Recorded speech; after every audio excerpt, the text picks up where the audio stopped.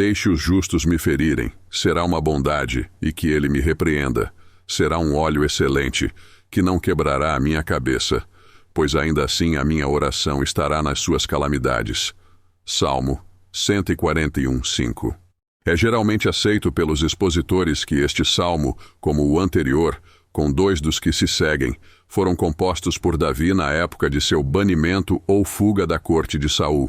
O estado em que ele se descreve, a questão de seus apelos e orações neles contidos, com diversas circunstâncias expressas a respeito daquela época e sua condição nela, manifestam que foi o momento de sua compostura, que o salmista estava agora em alguma angústia, da qual ele estava profundamente sensível. É evidente pela veemência de seu espírito, que ele expressa na reiteração de seu pedido ou súplica. Versículo 1. E por seu desejo, que sua oração pudesse chegar diante do Senhor como incenso, e o levantamento de suas mãos como o sacrifício noturno. Verso 2. Os expositores judeus adivinham, o que não é improvável, que naquela alusão ele se referia à sua atual exclusão dos serviços sagrados do tabernáculo, dos quais em outros lugares ele se queixa profundamente. Quanto à sua oração neste início do Salmo, pois não irei olhar além do texto, ela respeita a si mesmo e seu comportamento sob sua condição atual. Que ele deseja pode ser inofensivo e santo, tornando-se ele mesmo e útil aos outros, e considerando que ele estava sujeito a um aborto espontâneo de 2 maneiras.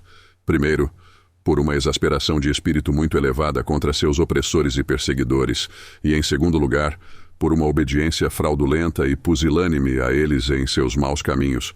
Quais são os 2 extremos que os homens tendem a enfrentar pecaminosamente em tais condições? Ele ora sinceramente para ser libertado de ambos. O primeiro ele se refere, versículo 3, Põe uma sentinela, Senhor, diante da minha boca, guarda a porta dos meus lábios, a saber, para que ele não possa, sob as grandes provocações que lhe foram feitas, explodir em uma intemperança indecorosa de discurso contra seus opressores injustos, que às vezes crueldades ferozes e irracionais arrancaram de espíritos muito calmos e moderados. Mas era o desejo deste santo salmista, como em casos semelhantes deveria ser o nosso, que seu coração fosse sempre preservado em tal estado, sob a conduta do Espírito de Deus, que não fosse surpreendido por uma expressão de destempero, paixão em qualquer uma de suas palavras ou ditos. O outro ele considera em sua sincera súplica para ser libertado dela, versículo 4. Não inclines o meu coração para nenhum mal, para praticar obras más com homens que praticam a iniquidade, e não coma eu das suas guloseimas. Há 2 partes de seu pedido para o propósito pretendido. 1. Para que, pelo poder da graça de Deus influenciando sua mente e alma, seu coração não se inclinar a qualquer comunhão ou sociedade com seus adversários perversos em sua maldade. 2. Para que ele possa ser preservado do gosto ou do desejo por aquelas coisas que são as iscas e seduções pelas quais os homens são propensos a serem atraídos para sociedades e conspirações com os que praticam a iniquidade. E não me deixes comer de seus guloseimas. Ver Provérbios 1, 10, 14. Pois aqui ele descreve a condição dos homens que prosperam por um período em um curso de iniquidade. Primeiro eles se entregam conjuntamente à prática da iniquidade, e então juntos consolam-se naquelas satisfações de suas concupiscências que seu poder e interesse no mundo também lhes proporcionam. Estas são as guloseimas, das quais um anseio e desejo impotentes traem as mentes de pessoas instáveis, levando-as a obedecer aos caminhos do pecado e da loucura. Pois considero que essas guloseimas abrangem tudo o que a concupiscência dos olhos, a concupiscência da carne ou o orgulho da vida podem proporcionar. Tudo isso Davi ora para ser libertado de qualquer inclinação, especialmente quando eles são transformados em seduções de um curso de pecado. No desfrute dessas guloseimas, é prática comum dos homens ímpios acalmar, aprovar e encorajar mutuamente uns aos outros, na maneira e no curso em que estão engajados. E isso completa aquela boa felicidade que neste mundo tantos aspiram e da qual somente eles são capazes.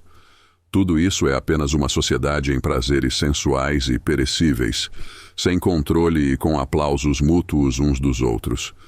Isto o salmista teve uma consideração especial, que lançando seus olhos para outra comunhão e sociedade pela qual ele ansiava, versículo 5, que em primeiro lugar se apresenta aquele que é mais oposto àqueles aplausos e alegrias mútuos, que são o sal e o cimento de todo o mal sociedades, a saber, repreensões e reprovações pelos menores abortos que devem ser observados. Agora, enquanto as guloseimas que alguns desfrutam em um curso de maldade próspera são as únicas que parecem ter algo desejável entre eles, e por outro lado, as repreensões e repreensões são as únicas que parecem ter alguma nitidez ou questão de desconforto e antipatia na sociedade dos piedosos. David equilibra o que parece ser mais nítido em uma sociedade com o que parece ser mais doce na outra e, sem respeitar outras vantagens, prefere uma acima da outra. Consequentemente, alguns leem o início das palavras "faça-me antes o justo", com respeito a essa comparação e equilíbrio. Faça-me o justo, será uma bondade, e repreenda-me ele, será um óleo excelente, que não quebrará a minha cabeça, pois, ainda assim, a minha oração também estará nas suas calamidades. A visão de nossa tradução evidenciará que as palavras são elípticas no original, pelos vários suplementos que fazemos para preencher o sentido delas e torná-las coerentes, e isso colocou alguma dificuldade na interpretação do texto, e causou alguma variedade de apreensões em expositores sóbrios e eruditos. Não é meu propósito atual envolver-me em uma discussão de todas as dificuldades do texto, visto que não pretendo fundar nenhuma outra doutrina sobre ele, além daquela que todos reconhecerão estar contida nas palavras e em sua coerência. Portanto, irei apenas abri-los brevemente, com respeito ao nosso propósito atual e ao que diz respeito a eles. Os justos é qualquer um que se opõe aos que praticam a iniquidade. Versículo 4. Qualquer pessoa justa, qualquer pessoa que seja da sociedade e da comunhão dos justos. Pois todo o mundo cai sob esta distribuição, como um dia aparecerá. Deixe-me ferir. A palavra halam raramente é usada nas Escrituras, mas para significar um golpe severo que abala o sujeito ferido e o faz tremer. Veja Provérbios 23:35. Ponsam 14:16, Salmo 74:6, e é usado para golpear o martelo na bigorna na modelagem do ferro, Isai 41:7. Portanto, a palavra resed seguinte pode ser tomada adverbialmente, como um lenitivo daquela severidade que esta palavra importa. Deixe-o me ferir, mais gentilmente, amigável, misericordiosamente, e assim algumas traduções dizem as palavras: deixe os justos me baterem de maneira amigável ou gentil.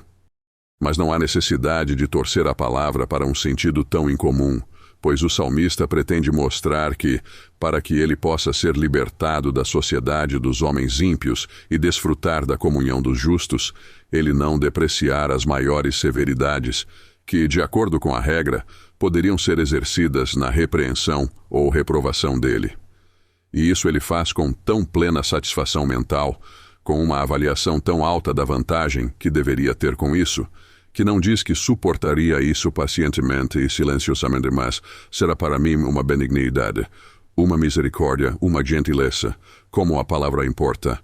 E como parece que algumas reprovações, pelo menos algumas relações regulares de pessoas justas conosco, podem vir como um golpe que nos faz tremer e tremer. Portanto, é um bom avanço na sabedoria espiritual descobrir bondade e misericórdia naqueles que são tão ofensivos para nossos espíritos naturais, para a carne e o sangue. E deixou-me reprovar. Isso manifesta o que ele pretende ao ferir nas palavras anteriores.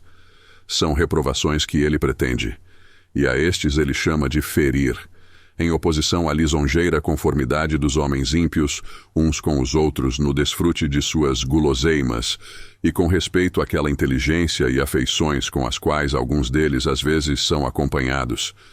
Mas esta palavra, expressando diretamente o assunto que pretendo tratar, deve ser mencionada novamente. Estas palavras têm uma dupla interpretação, pois podem ser depreciativos de um mal implícito ou declarativos do senso do salmista, sobre o bem que ele desejava.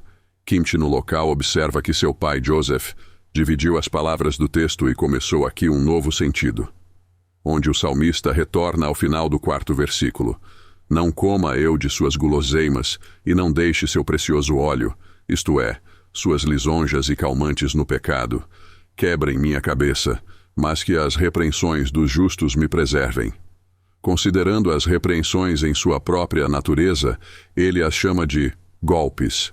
Alguns deles sendo muito afiados, como é necessário que sejam, onde somos obrigados a repreender, de maneira penetrante e cortante. 2 Coríntios 13:10, Tito 1:13.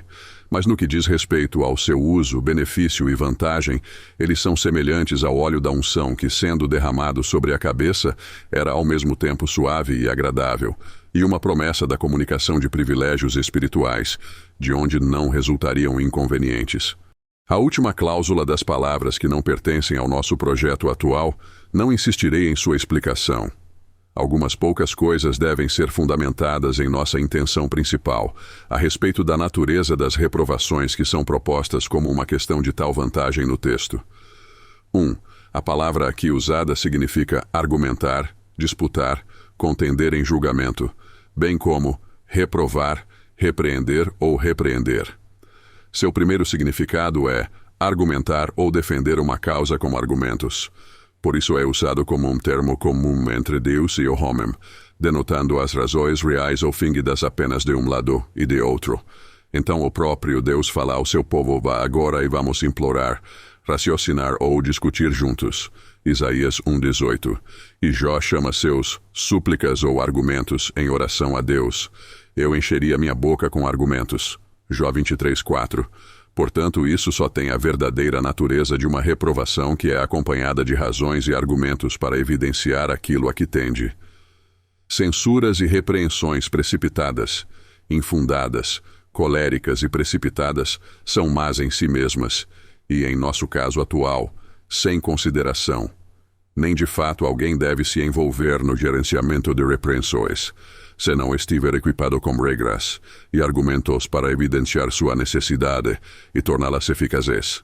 Às vezes, as coisas podem ser tão circunstanciais que uma reprovação carrega consigo sua própria razão e convicção eficaz, de modo que não há necessidade de argumentos ou apelos para torná-la útil. Portanto, o olhar de nosso abençoado Salvador para Pedro, sob as circunstâncias de seu caso, foi uma reprovação suficiente, embora ele não tenha dito uma palavra em sua confirmação. Mas, normalmente, razões convincentes são os melhores meios de transmissão de reprovações às mentes dos homens, sejam elas de que tipo forem. 2. As reprovações sempre respeitam uma falha, um mal, um aborto espontâneo ou um pecado naqueles que são reprovados. Pode haver admoestações e exortações mútuas entre os cristãos com respeito a diversas coisas no curso de sua fé e obediência, sem uma respeito a qualquer mal ou aborto espontâneo. A natureza geral de uma repreensão é uma advertência ou exortação, mas tem sua natureza especial devido a uma falha no curso ou a um fato particular. E, portanto, a palavra significa também castigar, onde há uma correção e um meio de recuperação de um aborto espontâneo. Samuel 7:14. Eu o repreenderei com a vara dos homens, isto é, castigá-lo-ei. Esta, portanto, é a reprovação que pretendemos, uma advertência, admoestação ou exortação dada a alguém, pela qual eles são repreendidos por e com respeito a algum mal moral ou pecado em seu curso, maneira, prática ou qualquer aborto espontâneo específico, tais que podem torná-los desagradáveis ao desagrado ou castigo divino. Pois é essencial para uma reprovação regular que naquele que a dá, ela possa ser acompanhada ou proceder de uma apreensão de que a pessoa reprovada é, pelo assunto da reprovação, tornada desagradável para o desagrado de Deus. 3. Também pode ser considerado que a reprovação não é deixada arbitrariamente à vontade dos homens. Seja o que for que pareça, ela perde sua natureza, se não for um dever daquele que reprova, e ficará aquém de sua eficácia. Nenhum homem sábio reprovará, a não ser quando for seu dever fazê-lo, a menos que planeje a justa reprovação de um intrometido para sua recompensa. A ordem é geral com respeito ao irmão e vizinho. Lev 19:17. Não odiarás o teu irmão no teu coração, De maneira alguma repreenderás o teu próximo e não sofrerás pecado sobre ele. Mas quanto ao cumprimento específico deste trabalho como um dever, deve haver um ofício especial, ou uma relação especial, ou uma concordância de circunstâncias, para sua garantia. Deus, em sua sabedoria e cuidado, deu regras e limites ao nosso compromisso com os deveres, sem um regulamento pelo qual vagaremos neles com insatisfações infinitas para nós mesmos e provocações desnecessárias para os outros. Mas o dever de reprovar, com o amor, a sabedoria, a ternura e a compaixão exigidas no cumprimento da mesma, os seus motivos, fins e circunstâncias, as suas regras e limitações adequadas, não se enquadram na minha presente consideração, mas era necessário que essas coisas em geral fossem premissas para que isso acontecesse. Aquilo que o texto nos instrui pode estar incluído nesta observação geral. As reprovações, embora acompanhadas de alguma aspereza, se corretamente recebidas e devidamente melhoradas, são uma misericórdia e uma vantagem incomparavelmente acima de todas as satisfações que um consentimento conjunto com outros no pecado e nos prazeres pode pagar. Mencionei a última parte da proposição apenas para expressar o equilíbrio proposto pelo salmista entre as melhores e mais desejáveis vantagens da sociedade perversa, por um lado, e as severidades mais agudas ou mais desagradáveis que acompanham a comuna dos justos ou piedosos. Mas não tratarei de forma alguma da comparação, designando apenas algumas instruções sobre como os homens devem se comportar sob repreensões para que possam ser uma bondade e um óleo excelente para eles, ou como eles podem, por meio delas, obter benefícios e vantagens espirituais para si mesmos, almas. E isto, por mais que a questão possa ser tratada no momento, é por si só de grande importância. Pois assim como, no estado de fraqueza e imperfeição, de erros e abortos espontâneos em que nos encontramos, não há ajuda externa ou ajuda mais útil e útil, vantagem para nós, do que repreensões oportunas. Assim, em recebê-los e aperfeiçoá-los corretamente, consiste uma prova tão elevada para o espírito dos homens quanto ao seu interesse pela sabedoria e loucura, como em qualquer coisa que lhes sobrevenha ou com a qual possam ser exercidos.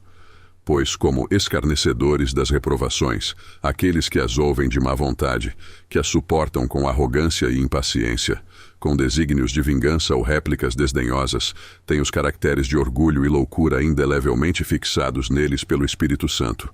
Portanto, sua devida admissão e aprimoramento são representados na mesma verdade infalível como um penhor evidente de sabedoria e um meio eficaz de seu aumento. Isto é insistido tanto e tão frequentemente naquele grande tesouro de toda a sabedoria, espiritual, natural e política, a saber, o livro dos Provérbios, que é totalmente desnecessário recorrer a quaisquer testemunhos específicos para esse propósito. Devemos investigar duas coisas, em conformidade com nosso desígnio atual, e como as repreensões podem ser devidamente recebidas. Singu, como eles podem ser devidamente melhorados, ao que serão acrescentadas as razões pelas quais deveriam ser assim. E, para que possamos receber repreensões da maneira devida, 3 coisas devem ser consideradas. E, a qualificação geral do reprovador, quis, a natureza da repreensão. E, trisi, o assunto dela. E, o salmista aqui deseja que seu reprovador seja um homem justo. Faça-me o justo, repreenda-me ele. Dar e receber repreensões é um ditame da lei da natureza, segundo a qual todo homem é obrigado a buscar o bem dos outros e a promovê-lo de acordo com sua capacidade e oportunidade. O primeiro é dirigido pelo amor que é devido aos outros, o último, por aquele que é devido a nós mesmos. Quais duas são as grandes regras e dão medida aos deveres de todas as sociedades, sejam civis ou espirituais. Portanto, não elimina uma repreensão, nem dispensa aquele que é reprovado do dever de atendê-la, que aquele por quem é administrado não é justo. Sim, é abertamente iníquo, pois sendo o próprio dever um efeito da lei da natureza, é o mesmo, em sua substância, por quem quer que seja cumprido. Sim, muitas vezes tais qualificações morais, ou melhor, imorais, que tornam não apenas o reprovador menos considerável, mas também a própria repreensão, até que completamente pesada e examinada, desagradáveis às concepções preconceituosas, ocasionam um exercício maior e mais notável de graça e sabedoria naquele que é reprovado, do que teria sido despertado, se todas as coisas tivessem concorrido para a regularidade exata da reprovação. No entanto, é desejável, em muitos aspectos, que aquele que nos reprova seja ele próprio uma pessoa justa e seja considerado por nós como tal, pois, como tal, somente alguém terá ou pode ter o devido senso do mal reprovado, com um princípio correto e terminar no cumprimento de seu próprio dever. Então as mentes daqueles que são reprovados são, por seu senso de integridade, excluídas daquelas insinuações de evasões que os preconceitos e sugestões de causas justas de reflexões sobre seu reprovador lhes oferecerão. Especialmente sem o exercício de sabedoria e humildade singulares, todas as vantagens de uma repreensão justa serão perdidas, onde a prática permitida de pecados e males maiores do que os reprovados é diariamente imputável ao reprovador.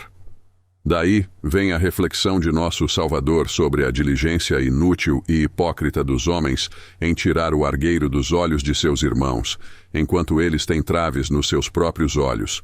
Mateus 7:3-5. A regra neste caso é: se o reprovador for uma pessoa justa, considere primeiro o reprovador e depois a reprovação. Se for o contrário, considere a reprovação e o reprovador de forma alguma. 2. A natureza de uma repreensão também deve ser considerada. E isso é triplo, pois toda repreensão é oficial, ou fraterna, ou meramente amigável e ocasional. 1. As reprovações autorizadas são: 1. Ministeriais, ou 2. Parentais, ou 3. Despóticas. 1. Há uma autoridade especial que acompanha as reprovações ministeriais, que devemos especialmente considerar e melhorar. Agora não entendo aqui essas reprovações doutrinárias, quando, na dispensação daquela palavra de graça e verdade que é útil para correção e repreensão. 2 Timóteo 3,16. Eles falam, exortam e repreendem os pecados dos homens com toda a autoridade. Tito 2,15. Mas a aplicação ocasional da palavra a pessoas individuais, sobre sua irresponsabilidade em qualquer coisa à verdade em que foram instruídos. Pois toda repreensão correta nada mais é do que a aplicação ordenada de uma regra de verdade a qualquer pessoa que sofreu um aborto espontâneo, para sua cura e recuperação.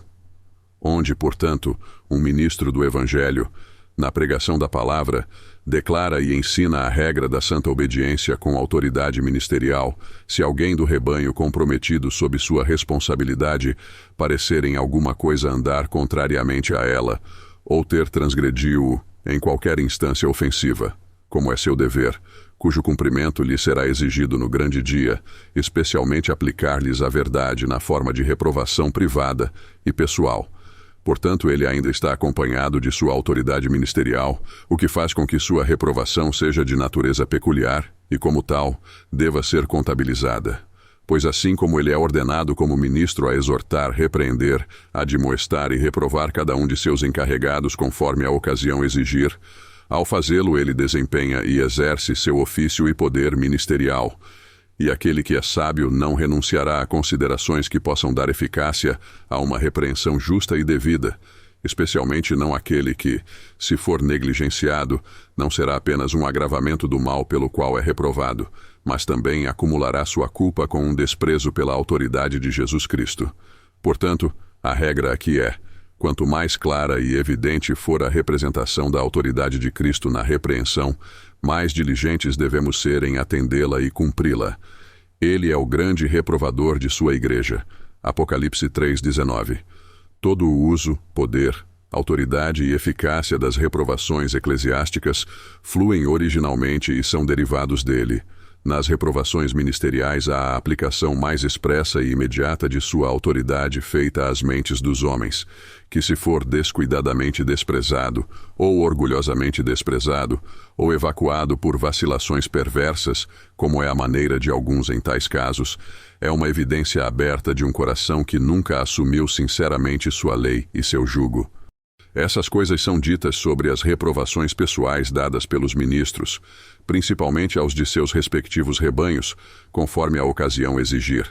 no qual orarei para que nosso Senhor Jesus Cristo, o grande pastor das ovelhas, ainda nos torne mais fiéis e diligentes, conforme a época em que vivemos o exige abundantemente.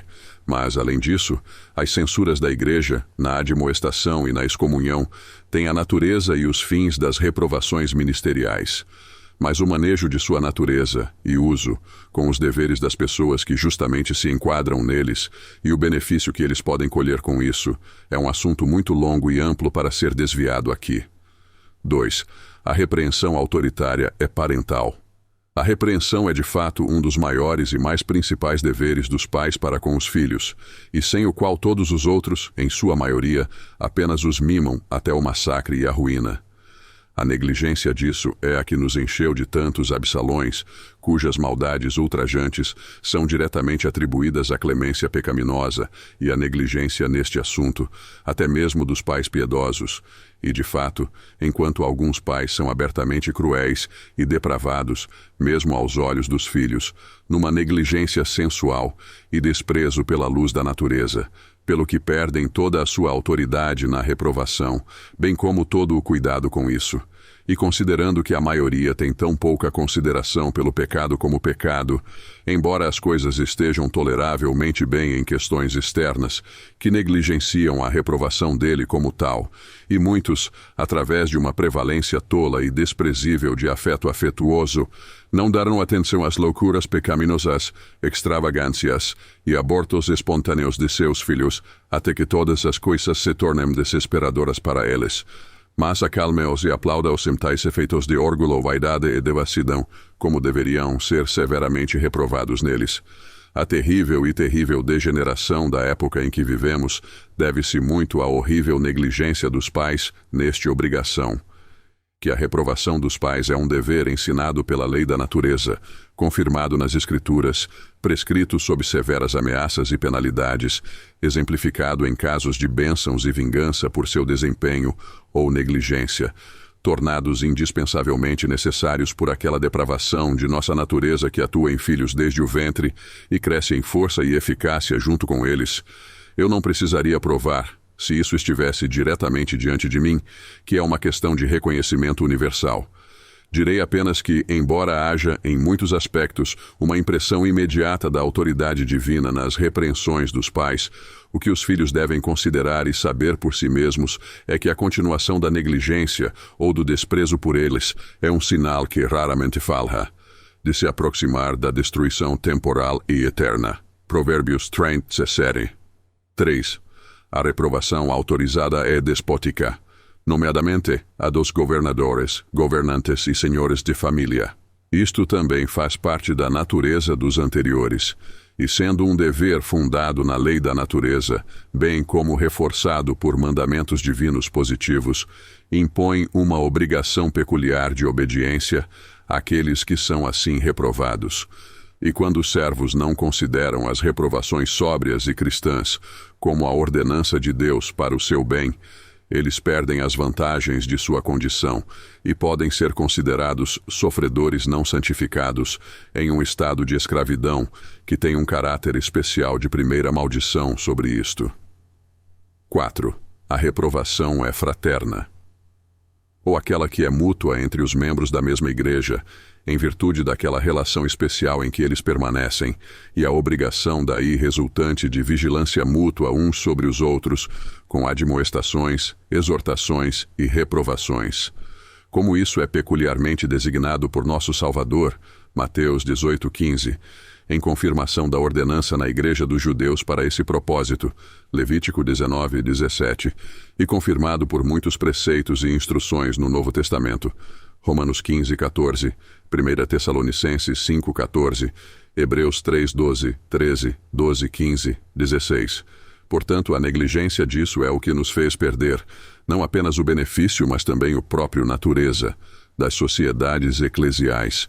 Portanto, nosso aprimoramento de repreensões desse tipo depende muito da devida consideração daquele dever e amor de onde elas procedem. Por isso somos obrigados pela lei real da caridade a acreditar, onde não há evidência aberta em contrário. E embora possa ser que aquelas coisas pelas quais podemos ser assim reprovados não sejam da maior importância em si mesmas, Quem é sábio, pela negligência da própria reprovação, contrairá a culpa aberta de desprezar a sabedoria, o amor e o cuidado de Cristo na instituição desta ordenança. 5. E por último, as repreensões são amigáveis ou ocasionais, tais como podem ser administradas e gerenciadas por qualquer pessoa, conforme as razões e oportunidades exigirem, a partir do princípio comum do amor universal para com a humanidade, especialmente para com aqueles que pertencem à família da fé.